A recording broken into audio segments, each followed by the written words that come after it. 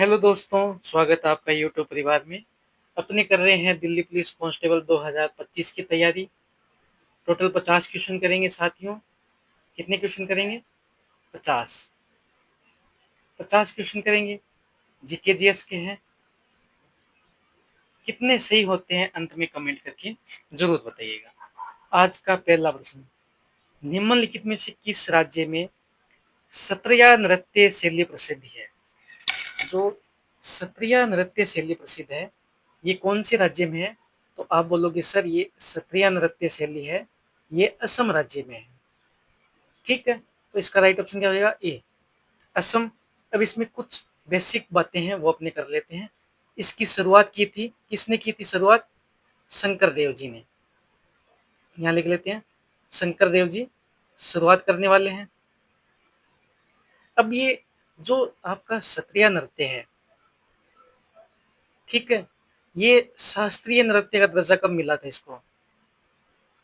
शास्त्रीय नृत्य का दर्जा कब मिला था? तो आप बोलोगे सर इसको मिला था 2000 में। 2000 में शास्त्रीय नृत्य का दर्जा मिला।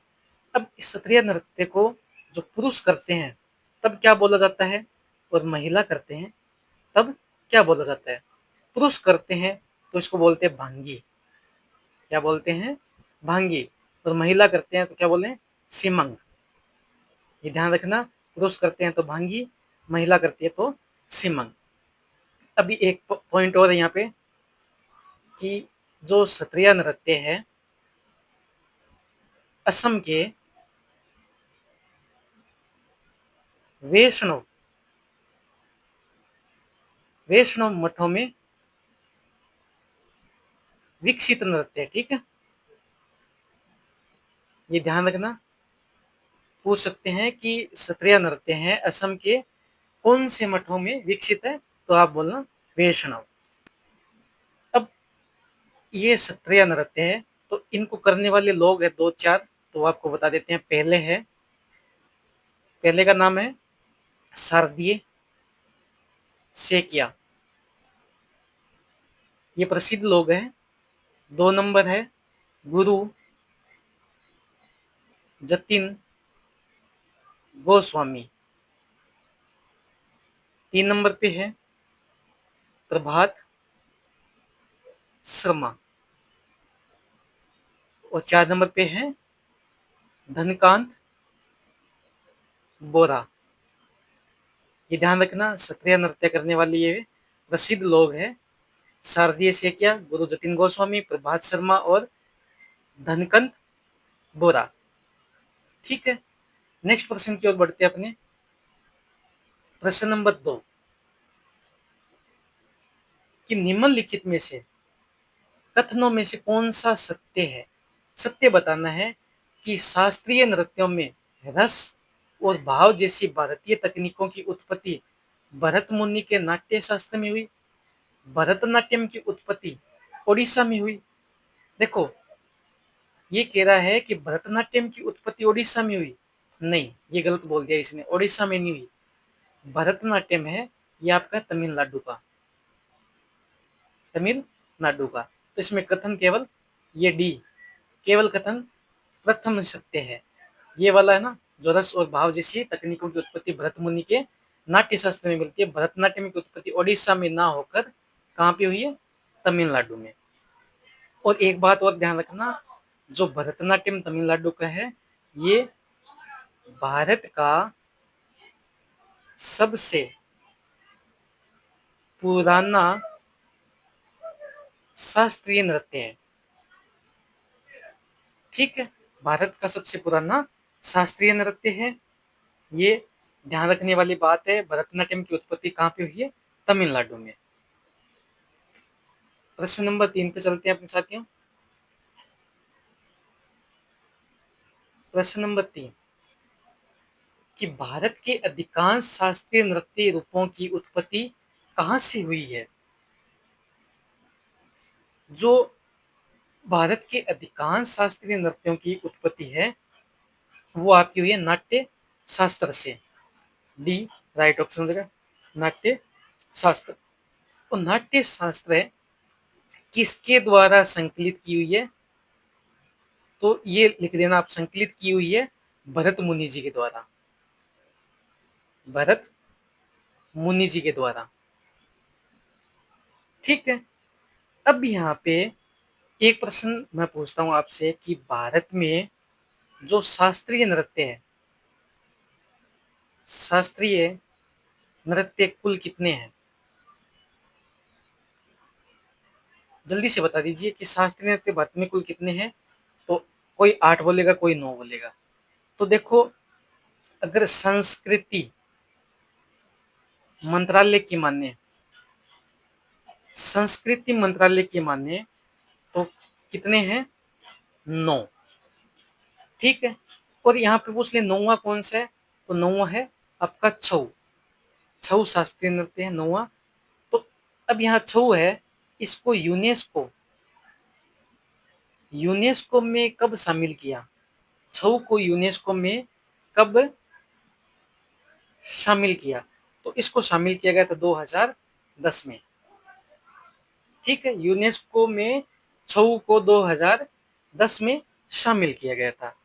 अब यहाँ पे बोल सकते हैं कि छऊ कौन कौन से राज्यों में मनाया जाता है। तो सबसे पहले आप बोलोगे झारखंड, फिर बोलोगे ओडिशा, फिर बोलोगे पश्चिम बंगाल। 3 राज्यों में छऊ त्योहार मनाया जाता है। अब ठीक है, संस्कृति मंत्रालय की मान ले तो 9 है। और अपने जो संगीत नाटक अकादमी है, संगीत नाटक अकादमी है, इसकी माने तो कितने हैं? 8। ठीक है। अब संगीत नाटक अकादमी की स्थापना इसकी हुई थी 28 जनवरी 1953। इसका मुख्यालय है नई दिल्ली में। ध्यान रखना चाहती हूँ, इसका मुख्यालय है नई दिल्ली में। 28 जनवरी 1953 को इसकी स्थापना हुई थी। प्रश्न नंबर 4 की ओर बढ़ते हैं। प्रश्न नंबर 4, निम्नलिखित में से कौन सा नृत्य राधा और कृष्ण की रासलीला विषय वस्तु पर आधारित है? तो राधा और कृष्ण की रासलीला पर आधारित कौन सा होगा? तो वो आपका हो जाएगा मणिपुरी नृत्य। कौन सा? मणिपुरी नृत्य। अब मणिपुरी नृत्य है, कौन सा समुदाय करता है? वैष्णव संप्रदाय। ठीक है, वैष्णव संप्रदाय करते हैं। अब इसमें जो मणिपुरी नृत्य है, इसमें क्या है कि भगवान कृष्ण की बाल्य कला की कहानियां है ना, वो दर्शाई जाती है। ठीक है, नृत्य राधा और कृष्ण की रासलीला वो मणिपुरी नृत्य हो जाएगा। मणिपुरी नृत्य कहाँ का है? मणिपुर का। ठीक है, मणिपुर का है। और इसमें जो भगवान कृष्ण की बाल्य कला है ना, उसकी कहानियां दर्शाई जाती है। प्रश्न नंबर 5 की ओर बढ़ते हैं। निम्नलिखित में से कौन सा नृत्य रूप अपनी उत्पत्ति को प्राचीन नृत्य सादीर अटम से जोड़ता है? सादीर अटम से जोड़ता है तो वो हो जाएगा आपका भारत नाट्यम। बी इसका राइट ऑप्शन हो जाएगा। क्या हो जाएगा? भरत नाट्यम। ठीक है, भरतनाट्यम राइट ऑप्शन हो जाएगा। देखो, भरतनाट्यम का पुराना नाम है, क्या नाम है पुराना नाम? शादीर। ठीक है, और अन्य नाम और भी है इसके। अन्य नाम क्या क्या है वो लिख लीजिए आप। एक तो है दासी, दासी अटम। ठीक है, फिर है अग्नि नृत्य।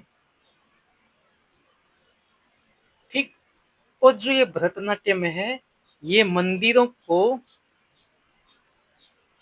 समर्पित, मंदिरों को समर्पित नृत्य है। ठीक है, एक बात और ध्यान में रखनी है अपने को कि भरतनाट्यम के कुल कितने भाग है? कुल भाग है इसके हैं 6।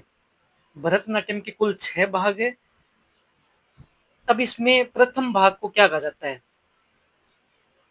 प्रथम भाग या शुरुआती भाग को क्या कहते हैं? और अंतिम भाग जो 6 नंबर भाग है उसको क्या कहते हैं?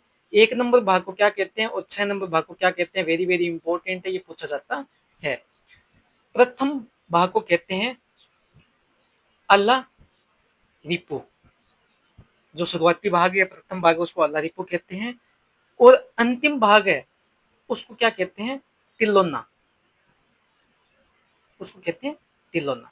ठीक है, नेक्स्ट प्रश्न बढ़ते हैं। 6 नंबर प्रश्न देखिए। ठुमरी संगीत नृत्य निम्नलिखित में से किस नृत्य शैली से संबंधित है? ठुमरी संगीत है, ये है आपके कथक से। और कथक कहाँ का नृत्य है? तो आप बोलोगे सर ये है यूपी का, उत्तर प्रदेश का।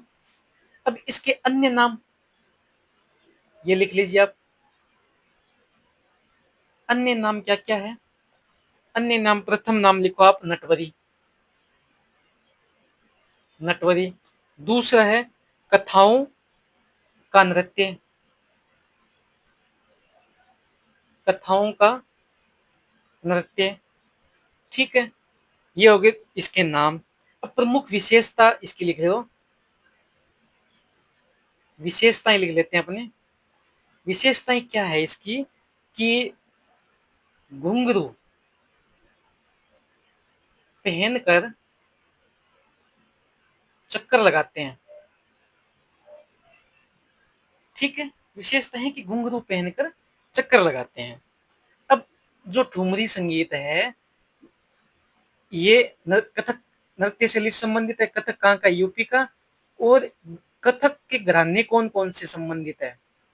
इसके घराने लिख लो। पहला लिख लो आप लखनऊ, दूसरा लिख लो जयपुर, ठीक है, तीसरा लिख लो बनारस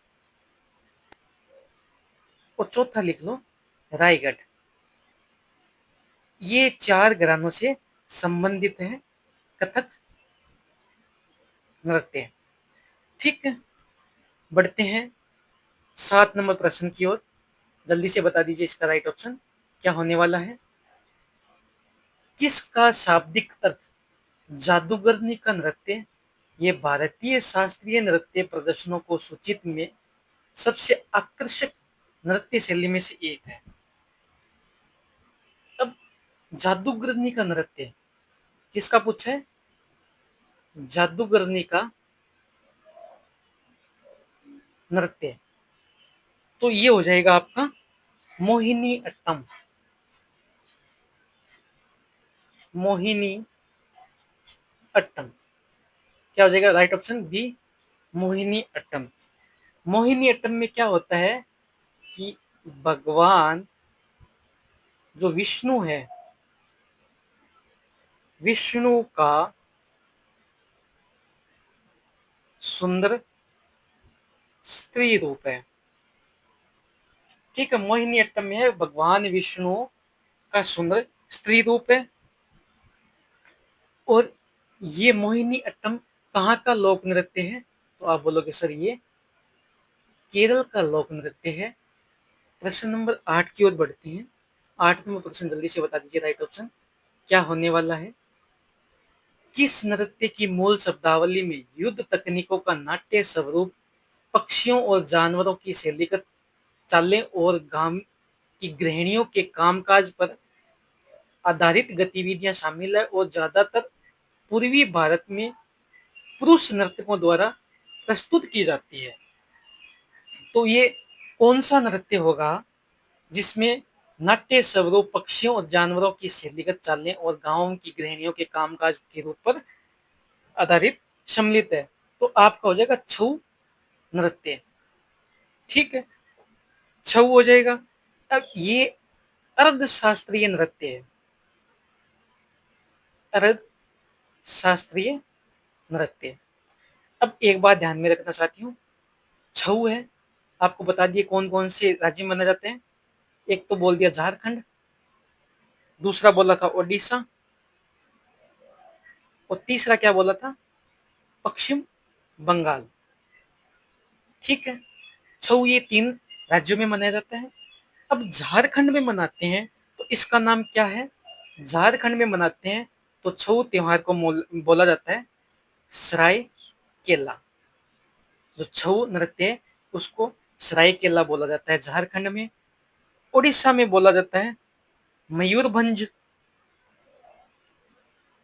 और पश्चिम बंगाल में क्या बोला जाता है, पश्चिम बंगाल में पुरुलिया। ठीक है, छऊ नृत्य 3 राज्यों में मनाया, झारखंड, ओडिशा, पश्चिम बंगाल। सरायकेला झारखंड में बोला जाता है, ओडिशा में मयूरभंज, पश्चिम बंगाल में पुरुलिया। प्रश्न नंबर 9 देखिए साथियों। प्रश्न नंबर 9, अगर आप इस चैनल पे नए हो तो ज्यादा से ज्यादा सब्सक्राइब कीजिए और शेयर कीजिए। पखावज शब्दांश मुख्य रूप से निम्नलिखित में से किस भारतीय शास्त्रीय नृत्य को पूरा करने के लिए उपयोग किए जाते हैं। तो पखावज शब्दांश मुख्य रूप से जो आपका ओडिसी नृत्य है, ओडिसी नृत्य कहाँ माना जाता है, ओडिशा में। ठीक है, अब इसके जनक कौन है, ओडिसी नृत्य के जनक है, कौन है, गुरु पंकज चरणदास जी। इसके जनक है गुरु पंकज चरणदास जी। और आगे बात करते हैं, इसके जो शुरुआती भाग को क्या बोला जाता है, शुरुआती भाग को बोला जाता है मंगल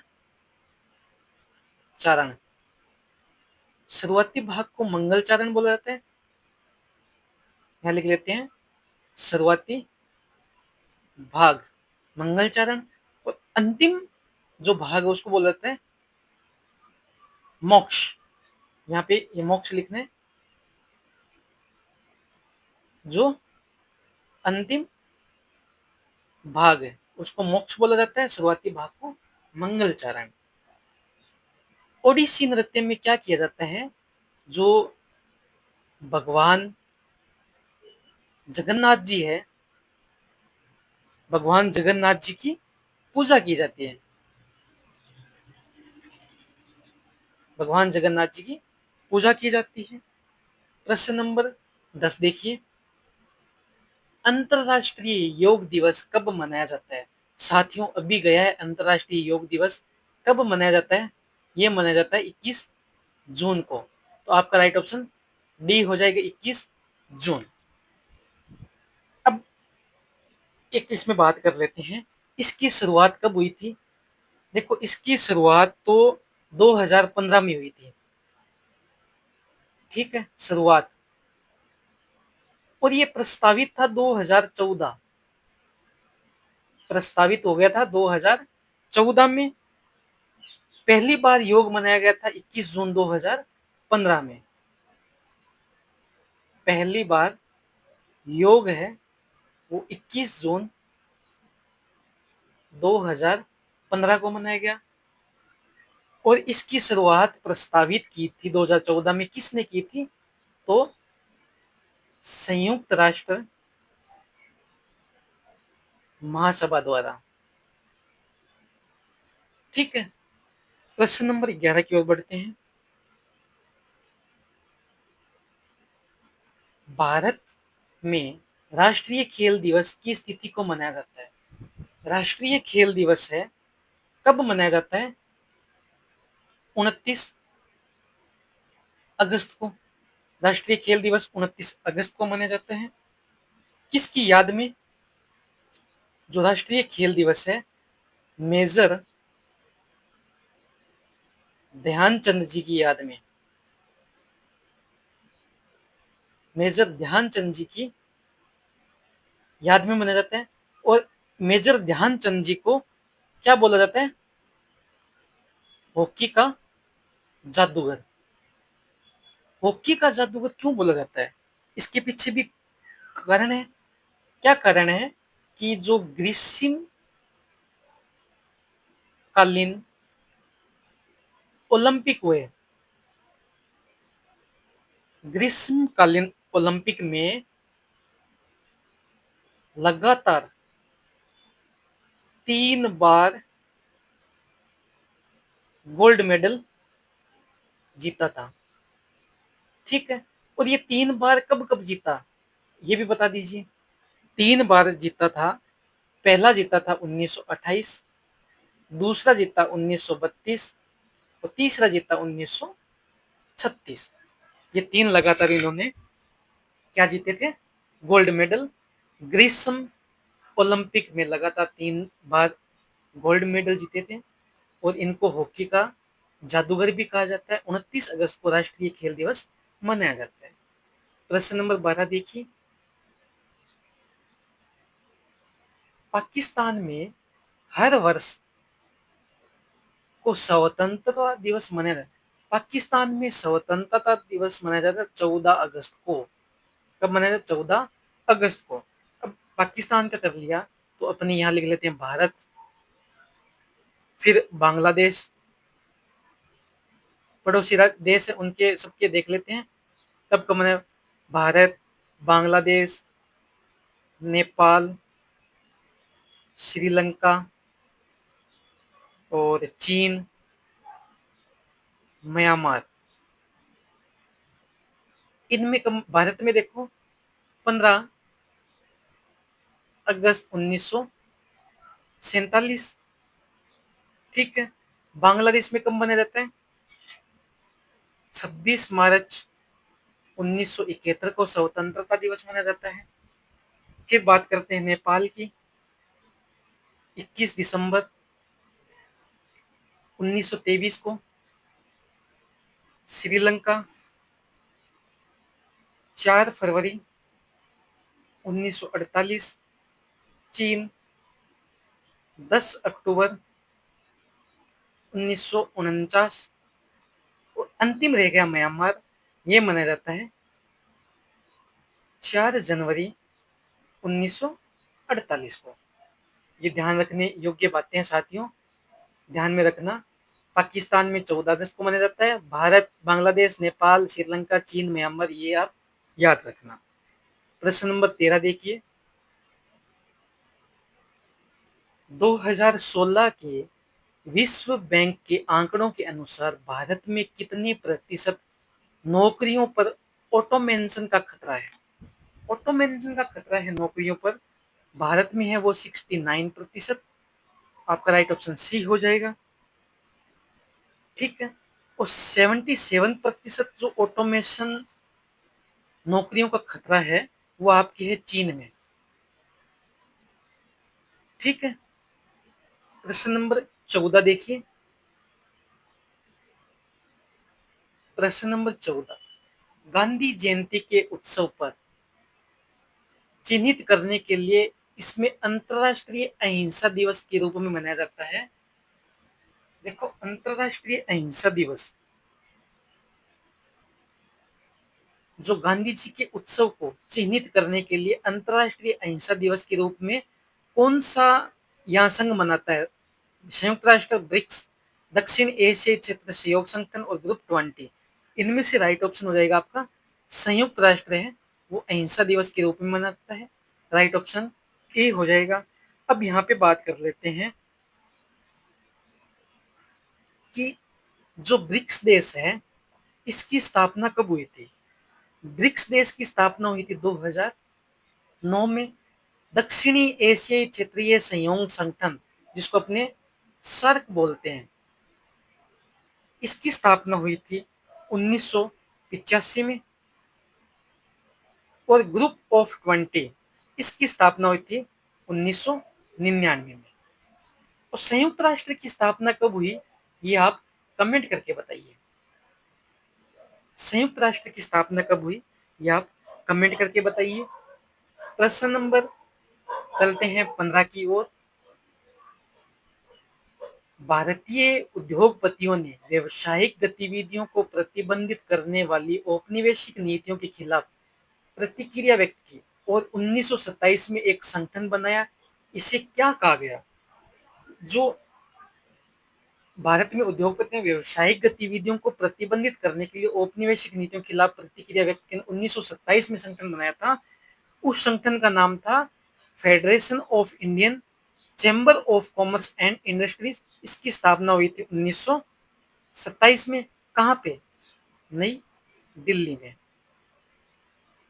ठीक है, 1927 में नई दिल्ली में इसकी स्थापना हुई। प्रश्न नंबर 16 देखिए।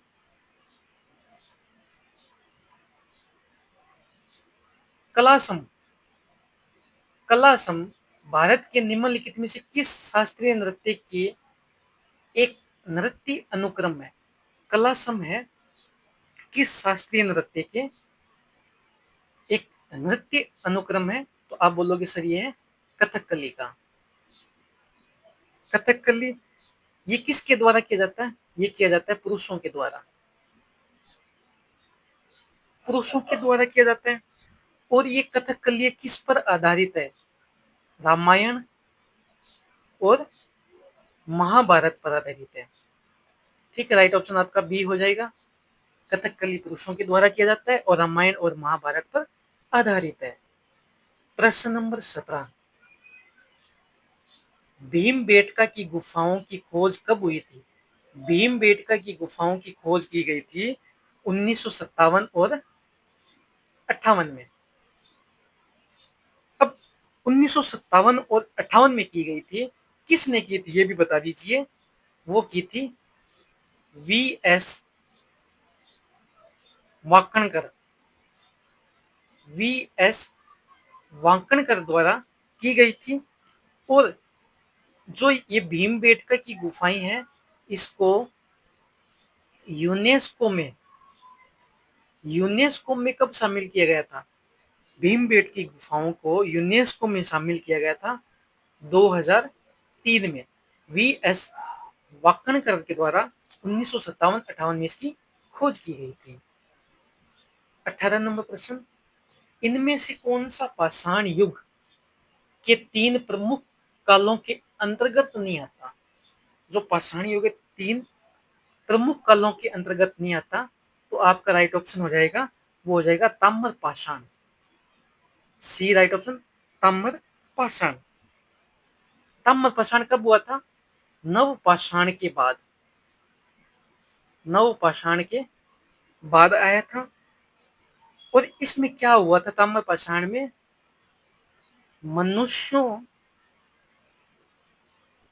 मनुष्यों के द्वारा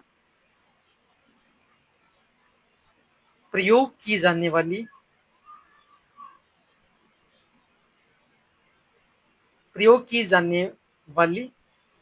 पहली धातु थी तांबा। ठीक है। प्रश्न नंबर 19। सिंधु घाटी सभ्यता का निम्न में से कौन सा स्थल पंजाब भारत में स्थित है? पंजाब भारत में स्थित है, तो वो कौन सा स्थल है? तो वो आपका होगा, क्या बोलोगे सर? ये होगा रोपड़। जो पंजाब भारत में स्थित है रोपड़। और कौन सी नदी के किनारे स्थित है? तो ये है सतलज नदी के किनारे स्थित है। सतलज नदी के किनारे। ठीक है।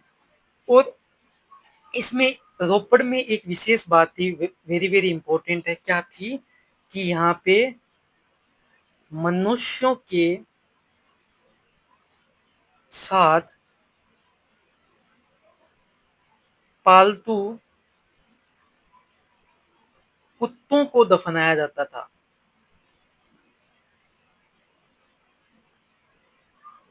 ठीक है। पंजाब में स्थित है, वो सतलज नदी के किनारे है रोपड़।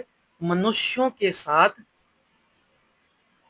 पालतू कुत्तों को दफनाया जाता था। प्रश्न नंबर 20 देखिए।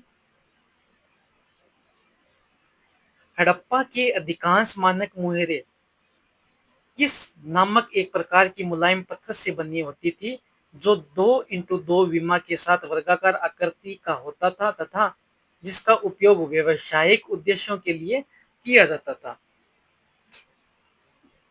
तो ये था रिट एटाइट, स्टिट एटाइट, राइट ऑप्शन सी हो जाएगा। ये किसकी बनी होती थी? ये बनी होती थी सेल खड़ी। सेल खड़ी एक मुलायम पत्थर होता है। और एक प्रश्न आप बताना कमेंट करके कि पशुपति देवता की मोहरें कहाँ मिलती है? ठीक है, जो पशुपति देवता की मोहरें हैं वो कौन सी सभ्यता में मिलती है, ये आप कमेंट करके बताओगे। प्रश्न नंबर 21 देखिए, धोलावीरा किस राज्य में स्थित है? धोलावीरा है वो आपकी गुजरात राज्य में स्थित है। ठीक है, राइट ऑप्शन ए हो जाएगा गुजरात। यहाँ पे धोलावीरा को लेकर कितने टिल्ले हैं? इसमें टिल्लों की संख्या 3 है। धोलावीरा में टिल्लों की संख्या 3 है। और इसको यूनेस्को में शामिल कब किया गया था? धोलावीरा को यूनेस्को में शामिल किया गया था 2021 में। और ये 40वां स्थल था। ठीक है, धोलावीरा गुजरात में है। धोलावीरा में टिल्लों की संख्या 3 है। यूनेस्को में शामिल किया गया था 2021 में और 40वां स्थल है। प्रश्न नंबर 22 देखिए, हड़प्पा सभ्यता का मोहनजोदड़ो स्थल किस नदी के तट पर स्थित है? हड़प्पा सभ्यता का मोहनजोदड़ो है वो आपके सिंधु नदी के तट पर स्थित है। राइट ऑप्शन डी हो जाएगा। यहाँ पे अपने को मिलता है विशाल स्नानागार, विशाल अनागर। और इसकी खोज है, मोहनजोदड़ो की खोज 1922 में राखलदास बनर्जी के द्वारा। ठीक है, राखलदास बनर्जी के द्वारा 1922 में की जाती है। प्रश्न नंबर 23, सिंधु घाटी सभ्यता के विशाल स्नानागार के बारे में निम्नलिखित में से कौन सा कथन सत्य है? कौन सा कथन सत्य है ये बताना है। देखो, इसका उपयोग अनाज भंडारण के लिए किया जाता था, नहीं ये गलत हो गया। इसका उपयोग खेती के लिए किया जाता था, नहीं। इसका उपयोग शहर की पानी की टंकी के रूप में किया जाता था, ये भी गलत है। इसका उपयोग संभवतः धार्मिक प्रयोजन के लिए किया जाता था। विशाल स्नानागार का उपयोग धार्मिक प्रयोजन के लिए किया जाता था। राइट ऑप्शन डी हो जाएगा। प्रश्न नंबर 24 देखिए, निम्नलिखित में से कौन सा सिंधु घाटी स्थल से अब पाकिस्तान में स्थित है? जो सिंधु घाटी स्थल है वो पाकिस्तान में स्थित है, तो वो कौन सा है आपका? हड़प्पा। ठीक है, हड़प्पा है। ये किस नदी के किनारे स्थित है? ये है रावी नदी के किनारे स्थित। और इसकी खोज यहां लिख लेते हैं, हड़प्पा की खोज 1921 में दयाराम साहनी के द्वारा की गई थी। ठीक है,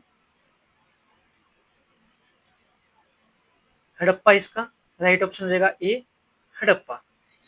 प्रश्न नंबर 25, प्राचीन भारतीय इतिहास के किस काल में मिट्टी के बर्तनों का पता लगाया गया था?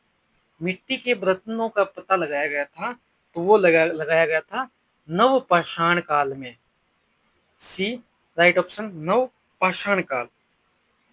अब यहाँ क्या है, एक मेहरगढ़। मेहरगढ़ में सबसे पुरानी कृषि के साक्ष्य, मेहरगढ़ में सबसे पुरानी कृषि के साक्ष्य और गेहूं के भी साक्ष्य मिलते हैं, जौ के भी साक्ष्य मिलते हैं। कहाँ पे? मेहरगढ़ में। ठीक है, मेहरगढ़ में मिट्टी के रत्न के साक्ष्य मिलते हैं। प्रश्न नंबर 26 देखिए, निम्नलिखित में से किस देश के साथ भारत अपनी सबसे लंबी भू सीमा साझा करता है? सबसे लंबी भू सीमा साझा करता है भारत, वो करता है बांग्लादेश के साथ। कितनी? 4096 किलोमीटर। ठीक है। और सबसे कम करता है आपके अफगानिस्तान से। कितनी करता है? 106 किलोमीटर। सबसे अधिक करता है बांग्लादेश से 4096 किलोमीटर, और सबसे कम अफगानिस्तान से 106 किलोमीटर। अब बच गया पाकिस्तान। पाकिस्तान के साथ कितनी करता है? 3323 किलोमीटर। और यहाँ पे बात कर लेते हैं भूटान की। भूटान के साथ कितनी करता है? 699 किलोमीटर। अब बच गया कौन सा अपना? चीन। चीन के साथ कितनी करता है? 3488 किलोमीटर। फिर उसके बाद बच गया अपना नेपाल। नेपाल के साथ करता है 1751 किलोमीटर। म्यांमार के साथ कितनी करता है? 1643 किलोमीटर। बांग्लादेश के साथ सर्वाधिक करता है और सबसे कम करता है अफगानिस्तान के साथ। प्रश्न नंबर 27 की ओर बढ़ते हैं साथियों, जल्दी से कमेंट करके बताइए इसका राइट ऑप्शन क्या होगा। भारत की लगभग कितने किलोमीटर की थल सीमा पड़ोसी देशों से जुड़ी हुई है? पड़ोसी देशों से जुड़ी हुई है लगभग 15,106 किलोमीटर। राइट ऑप्शन सी हो जाएगा, थल सीमा। ठीक है। अब यहाँ पे दो चीजें अपने और नोट कर लेंगे कि अगर पूछ ले कि संपूर्ण भारत द्वीपों सहित संपूर्ण भारत द्वीपों सहित भारत की तट रेखा की लंबाई कितनी है? 7516 किलोमीटर। फिर पूछ ले कि भारत की मुख्य भूमि की लंबाई भारत की मुख्य भूमि की लंबाई 6100 किलोमीटर। ये दोनों का टोटल करेंगे 15,106 किलोमीटर होता है। ठीक है। इनमें ये तो 13,000 कुछ हो गया। इनमें कुछ तटरेखे है वो अलग है, इनमें काउंट करेंगे तो अपने 15,000, लगभग 15,200 मानते हैं। 28 नंबर देखिए, कर्क रेखा भारत के इनमें से किस राज्य से होकर नहीं गुजरती? अब पहले देखिए, कर्क रेखा कर्क रेखा भारत के 8 राज्यों से गुजरती है। अब 8 राज्य कौन कौन से है? एक नंबर पे आता है गुजरात, पश्चिम से स्टार्ट करते हैं। 2 नंबर पे राजस्थान, 3 नंबर पे एमपी, 4 नंबर पे छत्तीसगढ़, और 5 नंबर पे आता है अपना झारखंड, 6 नंबर पे आता है पश्चिम बंगाल, 7 नंबर पे आता है त्रिपुरा, और 8 नंबर पे आता है मिजोरम। ये 8 राज्य हैं जो कर्क रेखा इनसे गुजरती है। देखो, त्रिपुरा है, मध्य प्रदेश भी है, राजस्थान भी है, लेकिन ओडिशा नहीं है। ओडिशा इसका राइट ऑप्शन हो जाएगा। अब एक प्रश्न ये है कि कर्क रेखा कौन सी नदी को 2 बार काटती है? कर्क रेखा है वो कौन सी नदी को 2 बार काटती है? तो आपका जवाब होना चाहिए कि माही नदी। कौन सी नदी? माही नदी को। ठीक है। कर्क रेखा है, इसको काल्पनिक रेखा कहा जाता है। ये भारत के बीचों बीच निकलती है। भारत के बीचों बीच से निकलती है। प्रश्न नंबर 29। भारत का पड़ोसी देश नेपाल भारत के किस दिशा में स्थित है? ये अपना नक्शा है भारत का।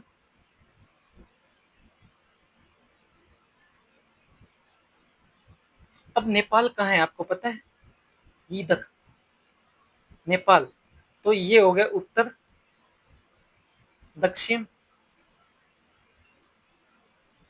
पूर्व, पश्चिम। तो नेपाल है वो आपके उत्तर में स्थित है। प्रश्न नंबर 30 देखिए, भारत के पड़ोसी देश अफगानिस्तान की राजधानी क्या है? अफगानिस्तान की सीमा भारत के साथ कितने किलोमीटर की? 106 किलोमीटर। अफगानिस्तान की राजधानी है काबुल।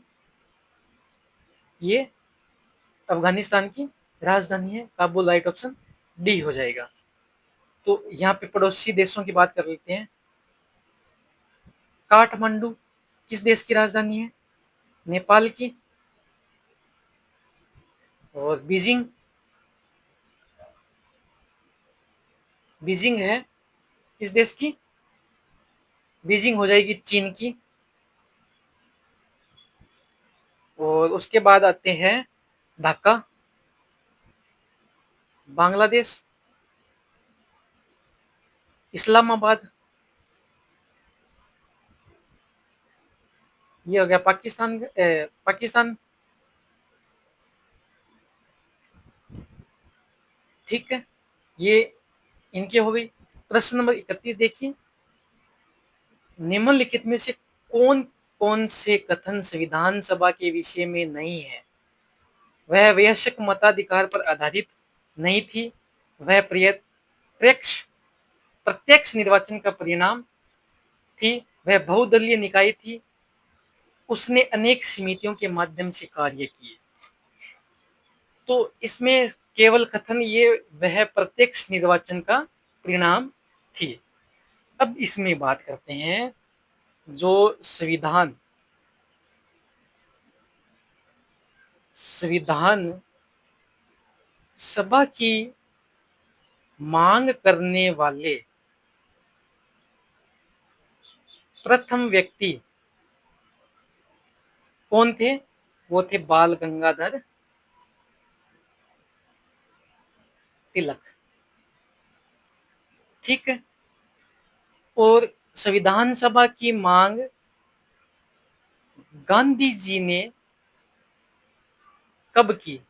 गांधी जी ने की थी 1922 में। और बाल गंगाधर तिलक ने की थी 1895 में।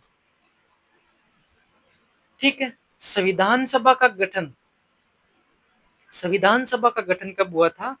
संविधान सभा का गठन हुआ था 6 दिसंबर 1946। और किसके अनुसार गठन हुआ था? तो वो हुआ था कैबिनेट मिशन के अनुसार। ठीक है। प्रश्न नंबर 32 देखिए, भारत को एक संविधान देने का प्रस्ताव संविधान सभा द्वारा पारित किया गया था। संविधान सभा द्वारा पारित कब किया गया था? तो ये किया गया था 22 जनवरी 1947 को। बी राइट ऑप्शन रहेगा। अब यहाँ पे बात कर लेते हैं जो संविधान सभा की प्रथम बैठक और द्वितीय बैठक और तृतीय बैठक ये कब कब हुई, ये और बता दीजिए। प्रथम बैठक हुई थी 9 दिसंबर 1946। दो दिन का गैप है। 11 दिसंबर 1946, 13 दिसंबर 1946, ये 3 बैठक हुई थी। कुल बैठक कितनी हुई थी? कुल बैठक हुई थी 12। ठीक है। प्रश्न नंबर 33, बढ़ते हैं 33 नंबर प्रश्न की ओर। स्वतंत्र भारत की संविधान सभा के अध्यक्ष कौन थे? देखो, स्वतंत्र भारत की संविधान सभा के अध्यक्ष कौन थे? तो वो थे आपके doctor Rajendra Prasad. B right option हो जाएगा। और अस्थायी अध्यक्ष कौन थे? संविधान सभा के अस्थायी अध्यक्ष। ठीक है। अस्थायी अध्यक्ष कौन थे? डॉक्टर सच्चिदानंद सिन्हा। ये अस्थायी अध्यक्ष थे। कब चुने गए थे? ये चुने गए थे 9 दिसंबर 1946 को। और डॉक्टर राजेंद्र प्रसाद को अध्यक्ष कब बनाया गया था? 11 दिसंबर 1946 को। अब यहाँ पे बात कर लेते हैं संविधान सभा के उपाध्यक्ष, अध्यक्ष, अस्थायी अध्यक्ष, उपाध्यक्ष थे तो वो कौन थे? वो थे H.C. मुखर्जी। ठीक है। संवैधानिक सलाहकार कौन थे? संवैधानिक सलाहकार थे वो थे B.N. राव। अब यहाँ पे जो संविधान सभा है, संविधान सभा में कुल महिला कितनी थी? कुल महिलाएं कितनी थी? आप बोलोगे सर 15 थी। और कुल सदस्य कितने थे? कुल सदस्यों की संख्या कितनी थी? 389, जिनमें से 15 फीमेल थी। प्रश्न नंबर 34, निम्नलिखित में से कौन सा किसी देश का मौलिक कानून है जो सरकार के विभिन्न अंगों की रूपरेखा और प्रमुख कार्य को निर्धारित करती है? तो वो होगी आपका संविधान। सी राइट ऑप्शन, संविधान। अब संविधान बनाने में समय कितना लगा? समय कितना लगा, खर्चा कितना आया, और निर्माण कब हुआ, और लागू कब हुआ? ये 4 चीजें जान लेते हैं। समय लगा था 2 वर्ष 11 माह 18 दिन। खर्चा लगा था 63,96,729 रुपए। ये लगभग 64 लाख रुपए लगे थे।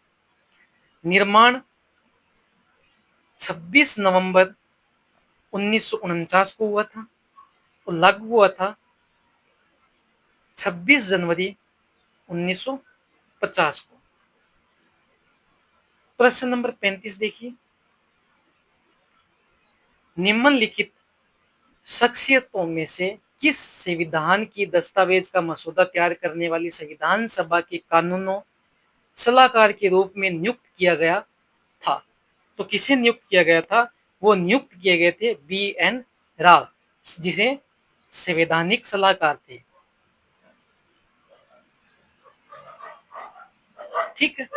प्रश्न नंबर 36 की ओर बढ़ते हैं।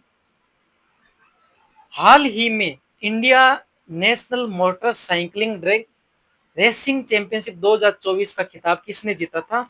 ये साथियों आ जाते हैं अपने करंट अफेयर के प्रश्न। तो देखिए, पहला प्रश्न देखिए आपका करंट अफेयर का, प्रश्न नंबर 36। तो मोटरसाइकिल ड्रैग रेसिंग चैंपियनशिप 2024 का खिताब जीतने वाले थे वो थे आपके हेमंत मुदप्पा। कौन थे? हेमंत मुदप्पा। राइट ऑप्शन बी हो जाएगा। प्रश्न नंबर 37, हाल ही में जनवरी 2025-26 तक के लिए ग्रेट प्लेस टू वर्क का दर्जा किसे दिया गया है? 2025 से 26 तक ग्रेट प्लेस टू वर्क का दर्जा है वो सेल को दिया गया है। सेल की फुल फॉर्म भी याद कर लेना, steel authority of India LTD. LTD का मतलब लिमिटेड। प्रश्न नंबर 39 देखिए, पशु विनियम विनिमय कार्यक्रम के तहत मध्य प्रदेश से किस राज्य में 14 बाघों को स्थानांतरित किया जाएगा? 14 बाघों को स्थानांतरित किया जाएगा। वो आपके राजस्थान, ओडिशा और छत्तीसगढ़ से। राजस्थान से तो 4 बाघ, ओडिशा से 2 बाघ और बच्चे 8 बाघ है, वो छत्तीसगढ़ से स्थानांतरित किए जाएंगे मध्य प्रदेश में। प्रश्न नंबर 39 देखिए, हाल ही में किस राज्य में मानव वन्य जीव संघर्ष से निपटने के लिए एंटी डिप्रेडेशन स्क्वाड की बनाई गई है? तो वो बनाई गई है असम राज्य में। बी राइट ऑप्शन हो जाएगा। प्रश्न नंबर 40 देखिए, हाल ही में नोरो वायरस के मामलों की पुष्टि कहाँ की गई है? नोरो वायरस मामलों की पुष्टि है वो संयुक्त राज्य अमेरिका में की गई। Right option C. प्रश्न नंबर 41 देखिए, हाल ही में चर्चा में रहा एसएसआई मंत्रा क्या है? एसएसआई मंत्रा है वो एक सर्जिकल रोबोट है और ये मेड इन इंडिया है, मेड इन इंडिया। ठीक है। प्रश्न नंबर 42,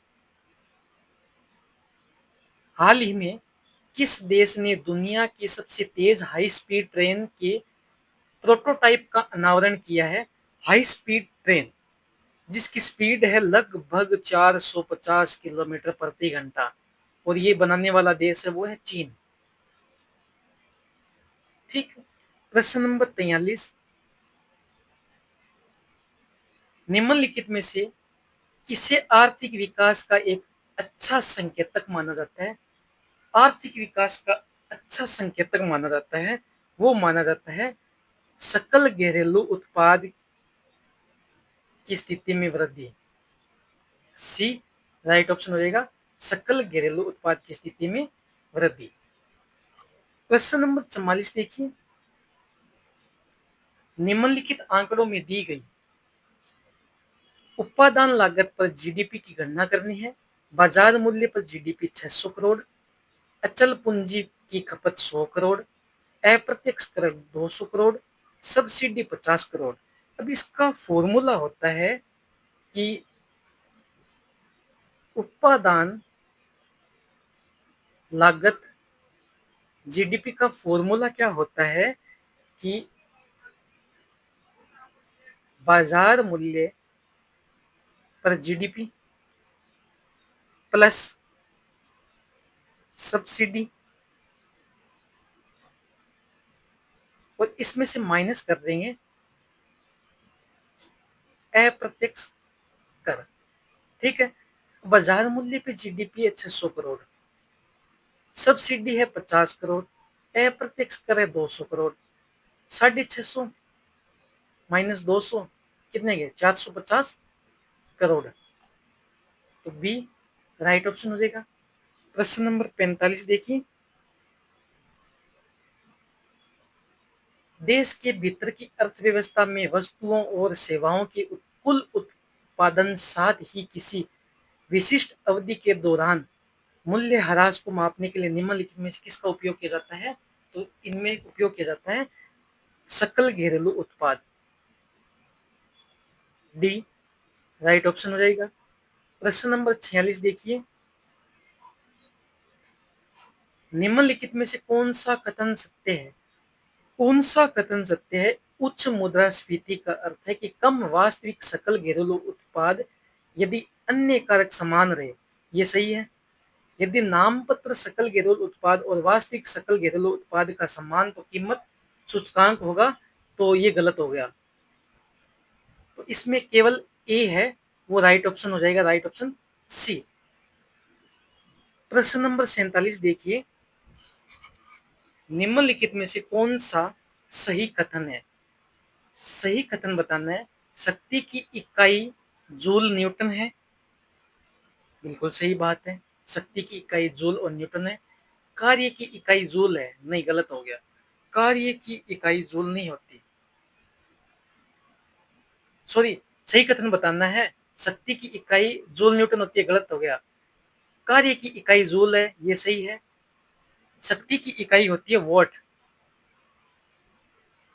ऊर्जा की इकाई वोट है, नहीं, ऊर्जा की इकाई होती है हर्ट्ज, हर्ट्ज होती है आपकी आवर्ती की इकाई। प्रश्न नंबर 48, निम्नलिखित में से कौन सा मिलान गलत है, मिलान गलत है वो आपका है कौन सा, बल न्यूटन, दाब पास्कल, किया गया कार्य जूल, आयतन मीटर। आयतन मीटर है वो आयतन मीटर में नहीं होता, आयतन मीटर क्यूब में होता है, घन मीटर बोलते हैं जिसको। प्रश्न नंबर 49, 1 किलोवाट के समतुल्य है, 1 किलोवाट के समतुल्य है वो है 3600, राइट ऑप्शन बी नंबर। और आज का अपना अंतिम प्रश्न साथियों ये होगा आपके लिए, शुद्ध गतिक श्यानता की गोरीसन इकाई क्या है, एम्पियर, जूल, स्टॉक्स या डार्सी, जल्दी से कमेंट करके बता दीजिए। 49 मैंने कराए हैं, उसमें से आपके कितने परसेंट सही हुए हैं, आपका स्कोर बताइए कमेंट करके। अगर आप इस चैनल पे नए हो तो सब्सक्राइब कर लीजिए और ज़्यादा से ज़्यादा शेयर कीजिए। धन्यवाद।